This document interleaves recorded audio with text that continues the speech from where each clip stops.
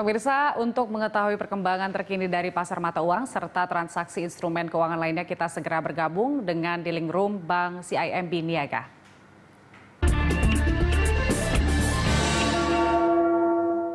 Saat ini kita telah terhubung dengan Chief Economist Bank CIMB Niaga, Pak Adrian Panggabean. Selamat pagi, Pak Adrian. Selamat pagi. Ya, kemarin rupiah kita ditutup melemah di angka 16.400-an ya. Menurut Anda untuk hari ini pergerakannya bagaimana? Apakah masih sama?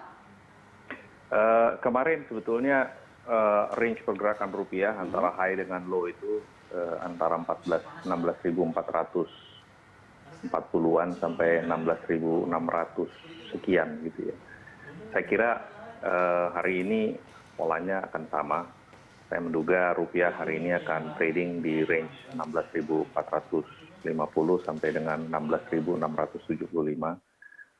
karena memang sejak 2 minggu lalu itu volatility itu agak elevated ya. Jadi saya kira trading range itu mungkin masih lebar sampai dengan hari ini, bahkan mungkin sampai dengan akhir minggu ini.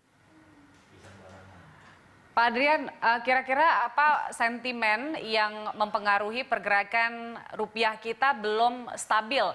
Baiklah, oke, kalau misalnya rentangnya dari 14.000, tapi kita lihat pergerakannya juga masih ada yang turun sampai 16.000-an begitu. Kemarin itu misalnya dari pergerakan rupiah yang bergeser cukup lebar ya dari 16 intraday trading ya.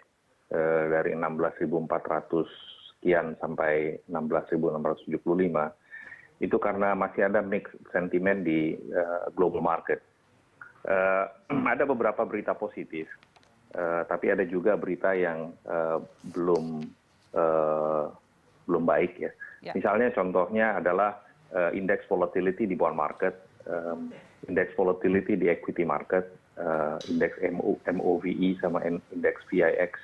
Itu memang sudah turun dari angka tertinggi sekitar 80-an. Indeks VIX turun ke bawah 50 hari ini. Namun turunnya volatility dilihat dari kedua indeks itu masih di-offset oleh tingginya volatility dilihat dari dolar indeks yang masih di atas 100. Jadi itu mixed signal terkait dengan volatility. Terkait dengan masalah di intermediasi finansial, kita lihat memang US Treasury itu angkanya sudah turun, lalu kemudian yield di Eurozone juga sudah turun, yang mengindikasikan sebetulnya tekanan panik orang untuk mendapatkan cash itu sudah mereda, sehingga orang mulai kembali kepada instrumen aset kelas yang paling aman yaitu bonds. Cuman kalau kita lihat memang ada pergerakan sedikit yang menarik di global currency. Misalnya euro itu kecenderungan menguat, namun pada saat bersamaan itu CNY, Chinese Yuan itu memang stabil di range yang rendah pada level 7,08 dan Great Britain Pound itu masih terus fluktuasi. Hal ini semua yang menyebabkan volatility di regional currency termasuk rupiah itu masih cukup lebar. Oke, artinya apakah dari beberapa sentimen positif tersebut kita bisa melihat hingga akhir bulan ini rupiah kita akan setidaknya bisa kokoh antara 14.000 sampai 15.000 atau mungkin harus masih berada di level 16, justru anjlok ke angka 16.000 begitu Pak? Sejak 2 minggu terakhir ini kan memang rupiah berada di range 16 ribuan. Bahkan pernah dalam satu intraday trading itu mencapai 17.000. Jadi saya rasa sampai dengan akhir bulan ini dengan melihat semua kondisi yang ada, saya rasa rupiah masih akan trading di level 16 ribuan. Mungkin 16.000 sampai 16.500 di rata-rata bulan ini. Karena ada secercah optimisme yang muncul karena Amerika Serikat misalnya sudah mulai meluncurkan stimulusnya. Jepang juga kemarin keluar dengan stimulus yang sangat besar.